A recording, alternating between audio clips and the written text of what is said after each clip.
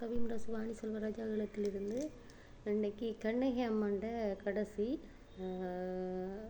வந்தாறு மூலையில் இதோடைய கதை சுருக்கத்தை ஒரு சின்ன குறுகிய ஒரு வித்தியாசமான ஒரு முறையில் ஒரு முயற்சி உண்டு.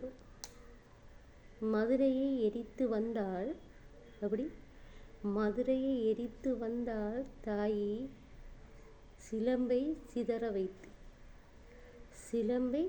வைத்து மதுரையை அலற விட்டாள். எப்படி அலற விட்டாள்?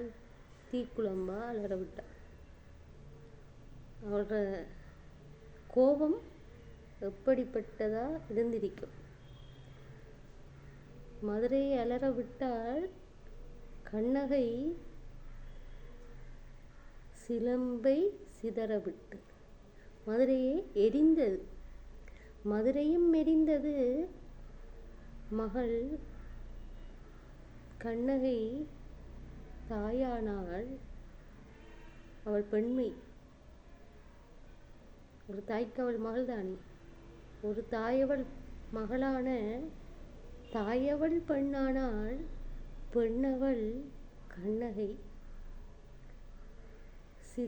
சிலம்பின் சிதறல், மதுரையின் அலறல், கோபம் தீராத மோகமாய் மூண்டது தீ.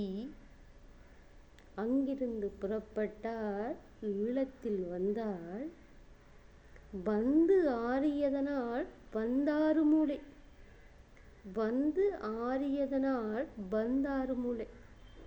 அங்கு குடியிருந்தாள். வந்து மாறினாள். இன்று வரை அவள் சிலம்பு ஒலி கோயிலும் பக்தர்களுக்கு கேட்குமா. சிறிய கோயில் எனினும் அவள் உன்னதம் பெரிது. ஈழத்தில் ஆட்சி செய்த ஒருத்தியாம் கண்ணகை.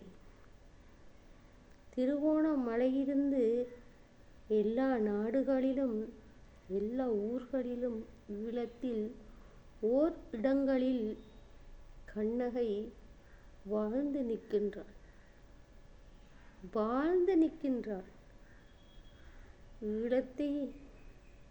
ஈழத்தில் வந்து குடியிருந்து ஆறியதனால் ஈழத்து பெருமை தற்போது கண்ணகியால் பேசப்படுகின்றாள்.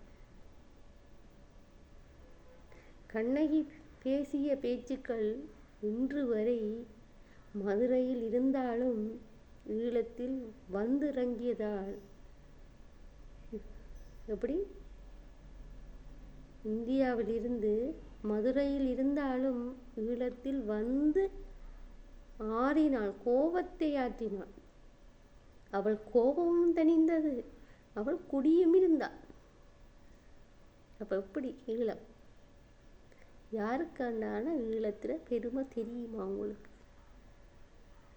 இன்றைய பதிவு வந்து ஈழத்து கண்ணகியை பற்றி மட்டும். இனி வரும்போது அடுத்தடுத்த முயற்சி செய்து பார்க்கலாம். நன்றி, இந்த வாய்ப்பை தந்ததுக்கு நன்றி. ஈழத்து கவிமுட சுவாணி செல்வராஜா ஈழத்துக்கு நன்றி.